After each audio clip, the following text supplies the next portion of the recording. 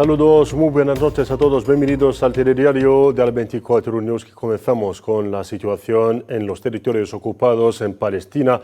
Los soldados sionistas continúan su guerra de exterminio en Gaza, asesinando a los palestinos, destruyendo casas e impidiendo la entrada de alimentos y desplazando por la fuerza a los palestinos.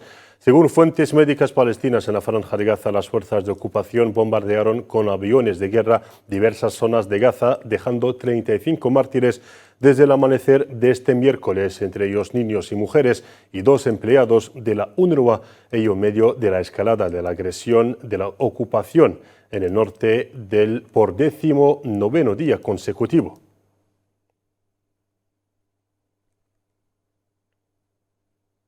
Y en su comunicado diario, el Ministerio de Sanidad palestino en Gaza dio a conocer que la ocupación cometió 6 masacres en distintas zonas de la Franja de Gaza durante las últimas 24 horas, ocasionando 74 mártires y 130 heridos. La misma fuente añadió que el número de las víctimas de la agresión sionista contra la Franja de Gaza ascendió a 42.792 mártires y 100.412 heridos.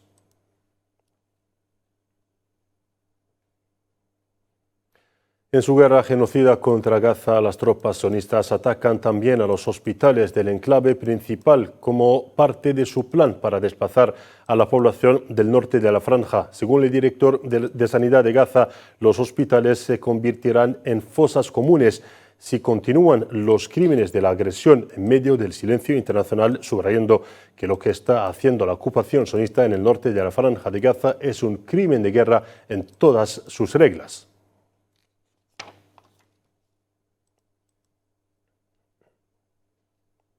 Y eso nos lleva a hablar de la situación sanitaria. La Organización Mundial de la Salud ha anunciado el aplazamiento de la fase final de la campaña de vacunación contra la poliomielitis en el norte de Gaza, que debería arrancar este miércoles. En un comunicado, la OMS señaló que las condiciones actuales y los continuos bombardeos y ataques aéreos sobre Gaza hacen imposible que las familias y sus hijos reciban la vacuna.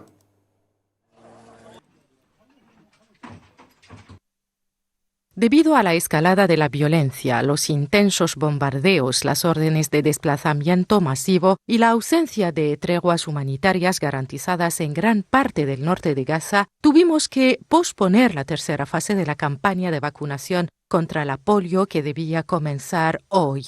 Las condiciones actuales, en particular los continuos ataques contra las infraestructuras civiles, siguen poniendo en peligro la seguridad y la movilidad de la población en el norte de Gaza, imposibilitando que las familias lleven a sus hijos a vacunar de forma segura y que los trabajadores sanitarios lleven a cabo su labor. Y a nivel diplomático, el Ministerio Palestino de Asuntos Exteriores responsabilizó al Consejo de Seguridad de la ONU por su continuo fracaso a la hora de detener la guerra genocida contra los palestinos. En un comunicado emitido hoy, el Ministerio de Exteriores pidió al Consejo de Seguridad onusiano que asumiera sus responsabilidades legales y pusiera fin al genocidio cometido por la ocupación en el norte de la Franja de Gaza. Y por su parte, el movimiento de resistencia islámica Hamas afirmó que los crímenes genocidas de la ocupación sionista en la Franja de Gaza exigen escalar la confrontación y encender los campos de batalla, llevando a cabo operaciones cualitativas en Cisjordania, el Quds ocupada y en todos los territorios palestinos. Abdurrahman Shadi, dirigente del movimiento de resistencia palestina Hamas, calificó este paso de muy importante. Los crímenes genocidas cometidos por el ejército de ocupación sionista en la Franja de Gaza requieren una alerta general y el desencadenamiento de la ira generalizada en Cisjordania y en todos los territorios palestinos. Llamamos a la activación de todos los medios de lucha para disuadir a la ocupación y a los colonos de continuar impunemente con sus crímenes. Es importante cumplir con los crecientes llamamientos a la movilización y la ira en toda Palestina, en apoyo de nuestro pueblo en el norte de la Franja de Gaza, víctima de genocidio y asesinato diariamente. Y fuera de Gaza, la violencia persiste en Cisjordania ocupada, donde las fuerzas de ocupación sionistas invadieron esta madrugada diferentes zonas del territorio, deteniendo a numerosos palestinos. Además, el Club de Prisioneros Palestinos ha dado a conocer hoy que el ejército de ocupación detuvo en las últimas 24 horas a 6 ciudadanos, entre ellos antiguos presos, ello en las gobernaciones de Nablus, Al-Qaliya, Tubas, Ramallah y el Quds ocupada.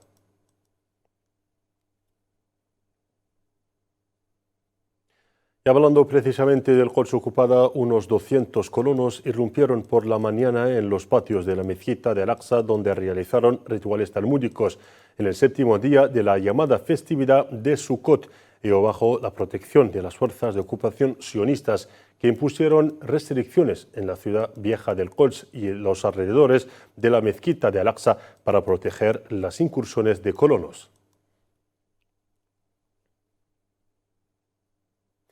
Respecto a la escalada en Oriente Medio, el presidente iraní Masoud Pezeshkian amenazó este miércoles con una dura respuesta en caso de cualquier ataque de la entidad sionista contra su país.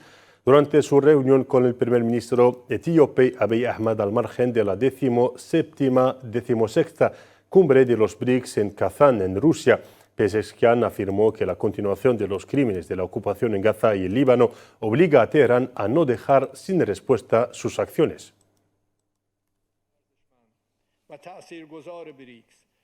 Si la entidad sionista comete un error contra la República Islámica de Irán y toma medidas contra nosotros, recibirá una respuesta firme. La ocupación prosigue sus crímenes gracias al apoyo de Occidente y sus prácticas tienen como objetivo quemar a toda la región. La prosecución de estos crímenes en la Franja de Gaza y en Líbano no nos deja otras opciones que las de replicar. Y hablando del Líbano, 3 personas murieron este miércoles y otras resultaron heridas en una serie de violentos ataques de los aviones de guerra sionistas sobre diversas zonas de la ciudad de Tir, en el sur del Líbano, tras la advertencia de evacuar amplios barrios. El Ministerio de Sanidad libanés informó que el número de muertos por la agresión sionista desde el año pasado aumentó a 2.546, además de 11.862 heridos. Siempre en el Líbano, el movimiento Hezbollah anunció este miércoles el martirio del jefe de su consejo ejecutivo, Hashim Safieddin, en el asalto sionista a Haret Harik, en el suburbio de la capital Beirut. La formación declaró en un comunicado que el mártir Hashim Safieddin entregó la mayor parte de su vida al servicio de Hezbollah y a la resistencia islámica, subrayando que durante muchos años dirigió responsablemente el Consejo Ejecutivo del movimiento Hezbollah.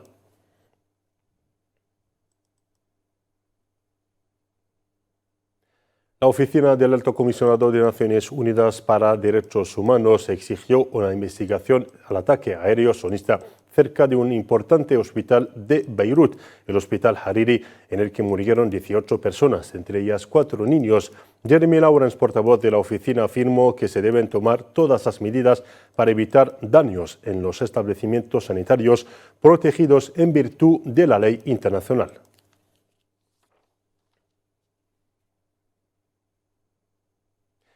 Seguimos con las tensiones en el Líbano. Los medios de comunicación hebreos afirmaron que 3 soldados y oficiales israelíes murieron ayer martes en combates en el Líbano. Las mismas fuentes añadieron que el número de soldados y oficiales sionistas muertos desde el 7 de octubre de 2023 en los frentes de Gaza, Cisjordania y el Líbano asciende a 752 soldados y oficiales sionistas.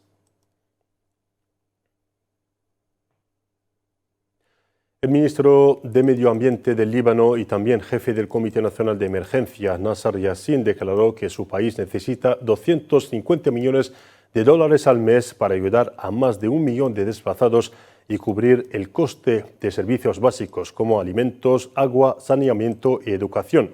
La respuesta del gobierno, apoyada por iniciativas locales y ayuda internacional, solo ha cubierto el 20% de las necesidades de más de 1 millón de desplazados que actualmente viven en edificios públicos o con familiares, afirmó el mismo responsable.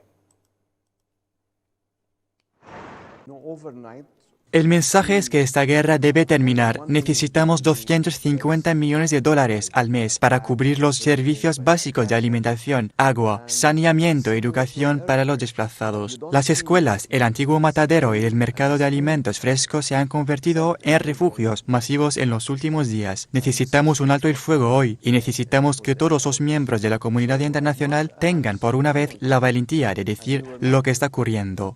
En los últimos días se han destruido pueblos enteros en la frontera, pero también instituciones públicas, instituciones de agua, estaciones de bombeo, hospitales, todos hay que reconstruirlos.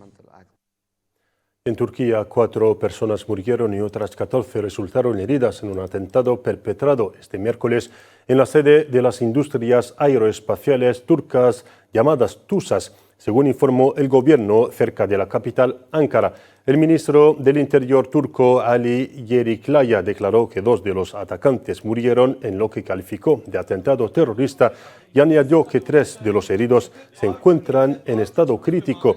Las cadenas de televisión turcas mostraron antes imágenes de asaltantes armados entrando en el edificio de la compañía TUSAS.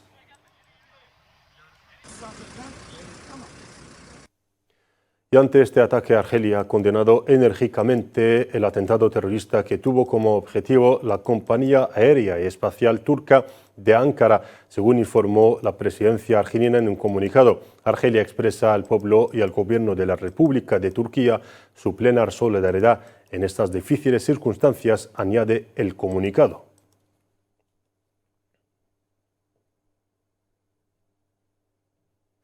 Y a nivel de Naciones Unidas, Argelia pidió a los partidos políticos de la República Centroafricana que obraran por completar la consolidación de la paz en el país mediante la celebración de elecciones. En una reunión del Consejo de Seguridad dedicada a la situación en la República Centroafricana, el representante permanente de Argelia ante Naciones Unidas, Ammar Benjama, afirmó y en nombre del Comité 3+1 se congratuló por los esfuerzos del gobierno de Bangui en el proceso de desarme de armas ilegales, haciendo un llamamiento a los grupos armados para que participaran en el proceso.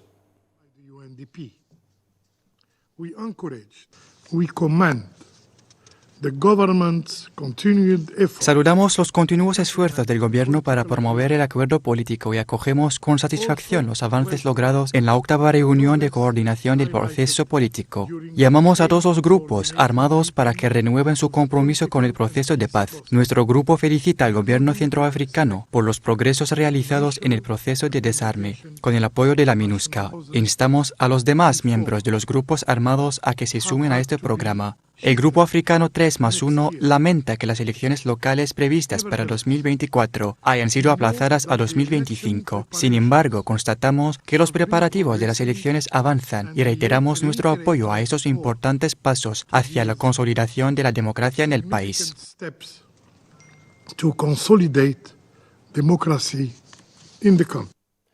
En cooperación económica, el ministro argelino de Comercio y Promoción de las Exportaciones, Tayyip Zitouni, junto con el subsecretario del Ministerio de Comercio e Industria de Qatar, supervisaron la apertura del Foro Empresarial Argelino-Catarí organizado al margen de la exposición de productos argelinos en la capital catarí, Doha.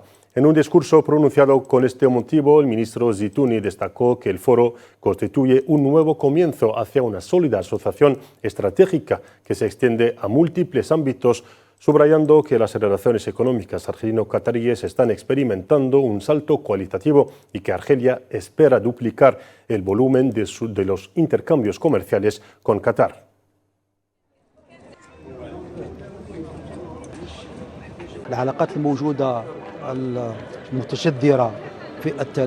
Las históricas relaciones de amistad y fraternidad entre Argelia y Qatar y entre los dirigentes de ambos países hicieron que Argelia abriera oportunidades de inversiones para los operadores cataríes. Existen 11 proyectos cataríes en Argelia estimados en centenas de millones de dólares. Argelia es un país continente, es el 10º país en el mundo con mayor superficie y es el más gran país africano. Argelia dispone de importantes grandes recursos naturales, lo que le puede convertir en un mayor proveedor alimentario mundial. Hemos otorgado facilitaciones a nuestros hermanos de Qatar para que inviertan con sus socios argelinos. Aspiramos a desarrollar nuestra asociación económica y comercial y elevarla al nivel de las relaciones políticas entre ambos países.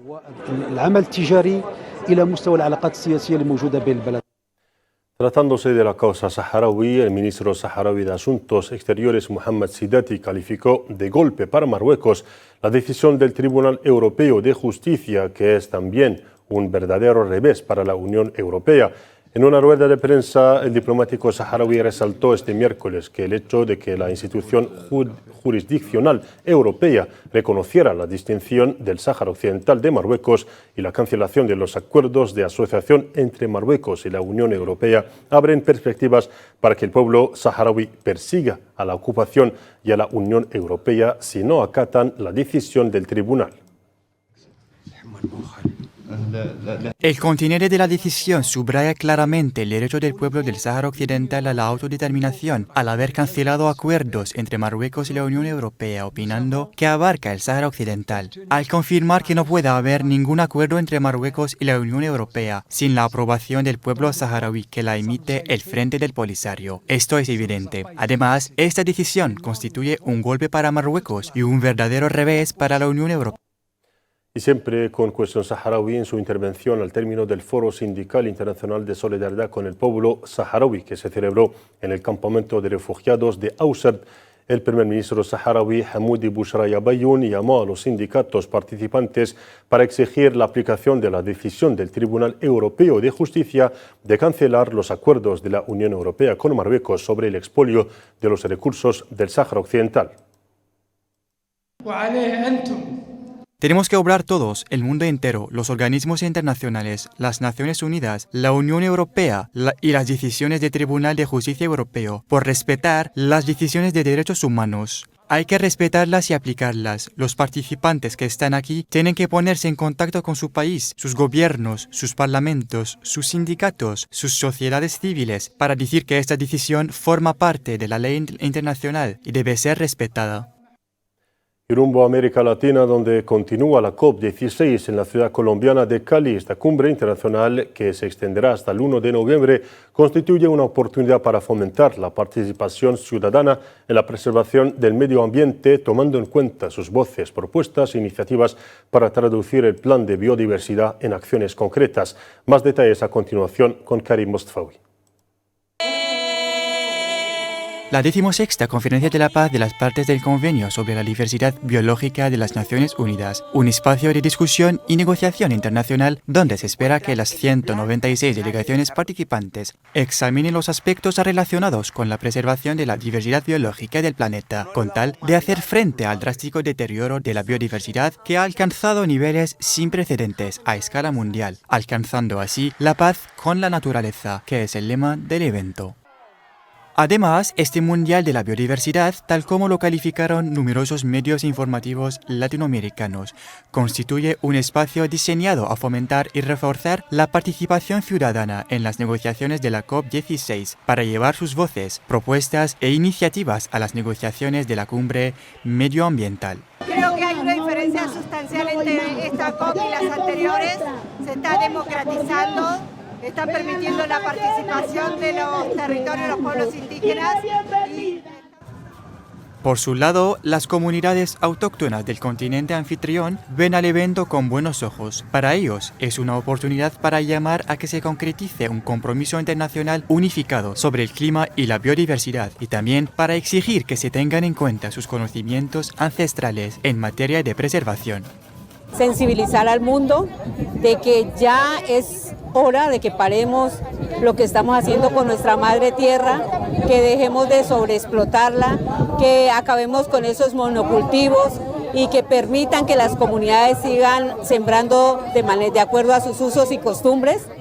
Entonces lo que queremos básicamente es que esto no quede en la firma de un acta intrascendente para cumplir con un poco de protocolos o para legalizar la devastación de nuestra madre tierra. Aquí queremos de verdad compromisos, aquí queremos que los estados internacionales, los que manejan los grandes capitales, no se consuelen o se resignen a pagar bonos de carbono, sino que ellos mismos asuman la preservación, generando políticas. Que no tenemos árboles para reforestar, entonces esto no es pagándole a los que sí tienen para que la emisión de los bonos de carbono. Esto es que también tomen medidas internas en sus países para prevenir, para contener la contaminación que está acabando. No tenemos otro planeta, este es el único. Los 196 países presentes en la COP16 tendrán hasta el 1 de noviembre para acordar la aplicación de los objetivos de salvaguarda de los ecosistemas para 2030 y traducir el plan de biodiversidad en acciones concretas. Y con este tema sobre biodiversidad concluimos nuestro informativo de hoy y hasta mañana.